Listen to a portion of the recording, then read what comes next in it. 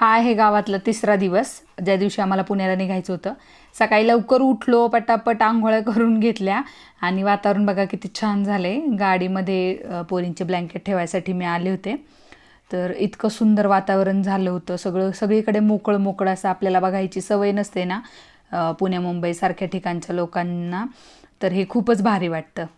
त्यानंतर आवरून आम्ही गाडीत बसलो. सगळेजण नाश्ता वगैरे काहीच केला नव्हता आणि सकाळी 9 वाजता निघालो होतो आम्ही गावातून.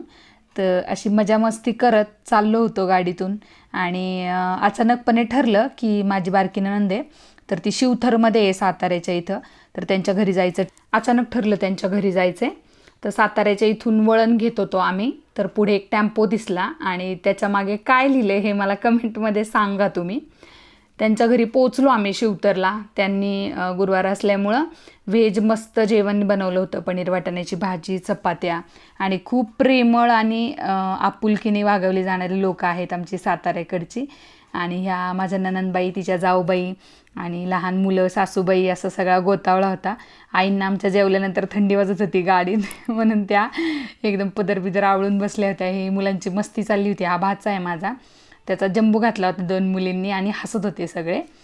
तर असं सगळं मजा मस्ती चालू असतानाच आम्ही पुण्याला लवकरात लवकर पोचावं यासाठी काहीतरी टाईमपास चालला होता. पोरी गाणं म्हणत होत्या, काय वेगवेगळे फोटो सेशन, व्हिडिओग्राफी असं सगळं चालू असताना आम्ही हळूहळू पुण्याच्या दिशेने येत होतो. तो मधला रस्ता लागला आम्हाला, शॉर्टकट आहे तो शिवथरपासनं. तर आज असं मस्त एन्जॉय करत करत आम्ही गाडीतनं चाललो होतो. कधी कधी काय होतं, लांबचा प्रवास आहे ना खूप बोरिंग वाटायला लागतो, पण जेव्हा सगळे लोक सोबत असतात ना तेव्हा तोच प्रवास अगदी कमी वेळेमध्ये पार होतो.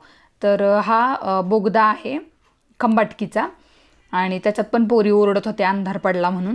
आणि हळूहळू पुढे सरकत आम्ही फायनली स्वामीनारायण मंदिराची कमान दिसल्यावरती इतकं बरं वाटलं मुलींना की घर आलं मम्मा, घर आला. आणि गावाकडून आम्ही एक पाहुणा आणला आहे बघा, तो गॅलरीमध्ये बांधून ठेवले, त्याला खायला प्यायला ठेवले, त्याने पाणी सांडवले, आल्यावर सगळे कपडे धुवून काढले, संध्याकाळी मस्त चमचमीत जेवण केलं. व्हिडिओ आवडत असतील तर नक्की सपोर्ट